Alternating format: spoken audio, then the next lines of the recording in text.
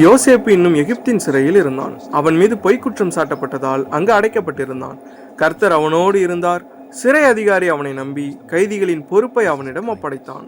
அந்த நாட்களில் எகிப்து ராஜாவான பார்வோனின் பானபாத்திரக்காரனும் ராஜாவுக்கு பானம் அளிப்பவன் சுயம்பாகியும் ராஜாவுக்கு அப்பம் தயாரிப்பவர் தங்கள் கடமையில் இவ்விருவரும் தவறு செய்ததாக குற்றம் சாட்டப்பட்டு சிறையில் அடைக்கப்பட்டனர்.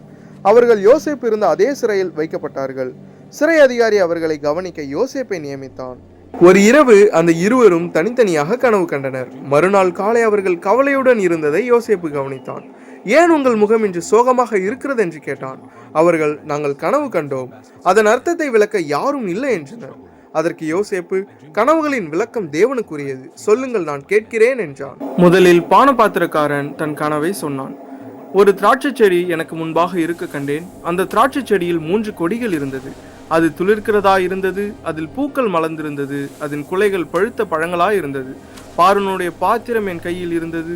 நான் அந்த பழங்களை பறித்து அவைகளை பார்வனுடைய பாத்திரத்தில் பிழிந்து அந்த பாத்திரத்தை பார்வனுடைய கையிலே கொடுத்தேன் என்று தன் சொப்பனத்தை சொன்னான். யோசேப்பு அதற்கு விளக்கம் கூறினான். 3 கிளைகள் 3 நாட்களை குறிக்கின்றன. இன்னும் 3 நாட்களில் பார்வோன் உன்னை மீண்டும் உன் பதவிக்கு உயர்த்துவார். நீ மீண்டும் ராஜாவுக்கு பானம் கொடுப்பாய். அப்பொழுது என்னை நினைத்து இங்கிருந்து விடுவிக்க உதவி செய். நான் எபிரேய தேசத்திலிருந்து அநியாயமாக கொண்டு வரப்பட்டவன். இங்கேயும் எந்த தவறும் செய்யவில்லை என்றான். பின்னர் சுயம்பாகி யோசேப்பை நோக்கி, நானும் என் சொப்பனத்தில் 3 வெள்ளை கூடைகள் என் தலையின் மேல் இருக்க கண்டேன். மேற்கூடையில் பார்வோனுக்காக சமைக்கப்பட்ட சகலவித பலகாரங்களிலும் கொஞ்சம் கொஞ்சம் இருந்தது. என் தலையின் மேல் கூடையில் இருந்தவைகளை பறவைகள் வந்து பட்சித்தது என்றான். யோசேப்பு அதற்கு விளக்கம் கூறினான். 3 கூடைகள் என்பது 3 நாட்களை குறிக்கின்றன.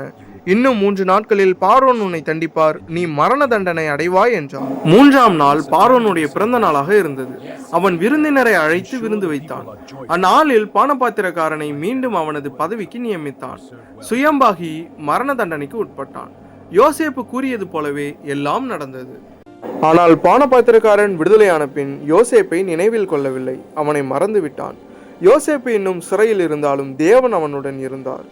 இந்த அதிகாரம் நமக்கு சொல்ல வருவது என்னவெனில், தேவன் கொடுத்த ஆசீர்வாதம் சிறையிலும் செயல்படும். மனிதர்கள் மறந்தாலும் தேவன் ஒருபோதும் மறக்க மாட்டார். தேவன் நிச்சயமாக குறித்த காலத்தில் அவரது திட்டத்தை நிறைவேற்றுவார்.